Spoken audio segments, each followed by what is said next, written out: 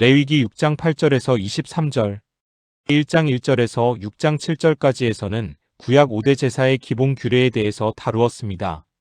이어 6장 8절에서 7장 38절에는 각 제사 때 제사장의 직무와 몫을 중심으로 한 제사법 보충 규례를 다루고 있습니다.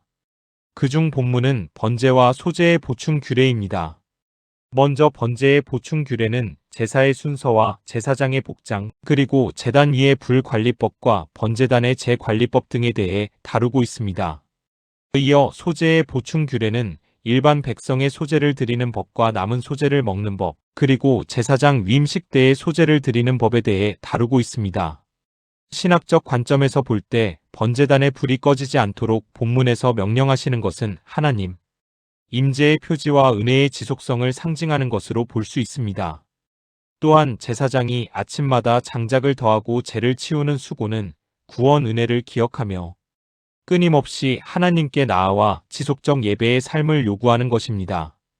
따라서 이 행위는 예배를 단발적 행위가 아니라 성령 안에서 이어지는 삶의 연속으로 이해하게 하는 것입니다. 또한 본문에서 제사장의 소제는 일반 소제와 달리 제사장이 먹지 못하고 전부 여호와께 태워드리게 되어 있습니다.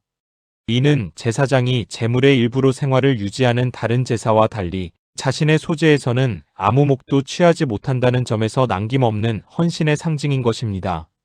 즉 본문에서는 제사장의 소제는 성도가 시간, 재능, 물질, 삶 전체를 하나님께 드리는 전인적 헌신의 신학을 예표한다고 말하고 있는 것입니다. 8절에서 13절은 번제의 규례에 대해 구체적으로 설명하는 내용입니다. 번제는 제단에서 온전히 불살라 하나님께 드리는 제사로 헌신과 속죄를 상징하는 것입니다. 9절에서 번제물은 아침까지 제단 위에 있는 석쇠 위에 두고란 말은 여호와께 올려드리는 향기로운 냄새가 끊어지지 않게 하기 위함입니다. 1장 9절.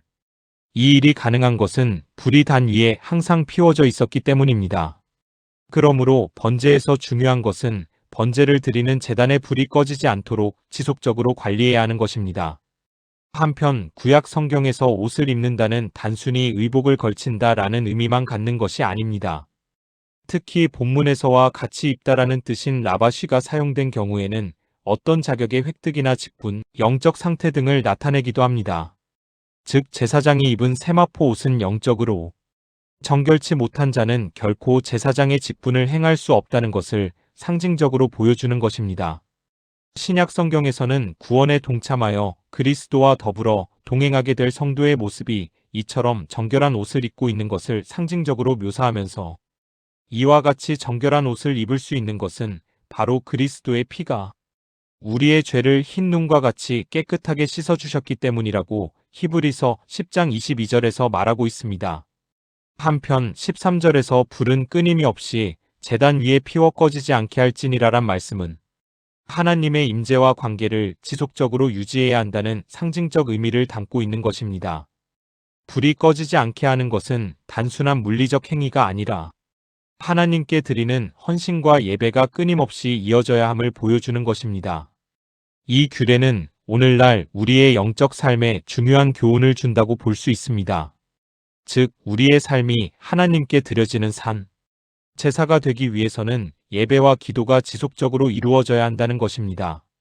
이에 바울은 데살로니가전서 5장 17절에서 쉬지 말고 기도하라라고 권면하면서 우리의 영적 불이 꺼지지 않도록 날마다 하나님 앞에 나아가야 함을 강조하고 있는 것을 볼 수 있습니다. 14절에서 18절은 소제의 규례에 관한 내용입니다. 소제는 곡식으로 드리는 제사로 하나님의 공급하심에 대한 감사와 헌신을 나타내는 것입니다. 고운 가루로 준비된 소제물은 기름과 유황을 더해 불에 태워 하나님께 드려졌다. 15절. 소제의 일부는 제사장들에게 돌아갔는데 이는 하나님께 드리는 예물이 공동체의 필요를 채우는 역할도 함을 보여주는 것입니다. 16절 아론과 그의 자손이 먹되 누룩을 넣지 말고 거룩한 곳 회막들에서 먹을지니라란 말씀은 하나님의 섭리를 통해 백성들의 헌신이 제사장들의 생계를 지원하도록 하신 하나님의 계획을 드러내는 것입니다. 또한 회막들에서 먹어야 한다는 것은 거룩한 음식을 성막 바깥으로 가져가서 부정하게 만들어서는 안 되었기 때문에 거룩한 음식은 성막 안에서 다 먹어야 했던 것입니다. 후대의 이 뜰은 제사장의 뜰이라고 불리웠습니다. 역대기야 4장 9절. 이처럼 소제는 우리의 삶과 모든 소유가 하나님의 것임을 고백하는 예배 행위인 것입니다. 이는 우리가 하나님께 감사하며 우리의 시간과 물질을 하나님과 이웃을 위해 사용하는 삶을 살아야 함을 가르치는 것입니다. 바울도 고린도후서 9장 7절에서 각각 그 마음에 정한 대로 할 것이요 인색함으로나 억지로 하지 말지니 하나님은 즐겨내는 자를 사랑하시느니라라고 말하면서 소제의 정신을 강조하고 있는 것을 알 수 있습니다. 19절에서 23절은 제사장의 소제 규례에 관한 내용입니다. 이 규례는 제사장이 기름 부음을 받고 제사장이 된 날에 드리는 제사로 그들의 거룩한 임무와 하나님께 헌신된 삶을 상징하는 것입니다. 제사장은 아침과 저녁으로 각각 고운 가루 10분의 1 에바를 소제로 드렸습니다. 20절. 이는 그들의 삶이 날마다 하나님께 드려져야 한다는 헌신의 의미를 담고 있는 것입니다. 또한 이 소제물은 전적으로 불태워졌으며 제사장 자신도 이를 먹을 수 없었습니다. 제사장의 소제가 온전히 불태워지는 제물이라는 사실은 제사장들이 온 삶을 하나님께 온전히 드려야 하는 존재임을 보여주는 것입니다. 부분적으로 드리고 나머지를 자신이 누리지 못하고 전부 불사르는 제물처럼 제사장은 하나님께 전적 헌신의 삶을 요구받았던 것입니다. 신약에서는 모든 성도가 왕같은 제사장 베드로전서 2장 9절이기 때문에 이 규례는 모든 성도에게 향한 부르심으로 확장되었다고 할 수 있을 것입니다. 즉 성도의 헌신은 주님의 주권 아래 맡기는 전인적 헌신이 되어야 한다는 것입니다.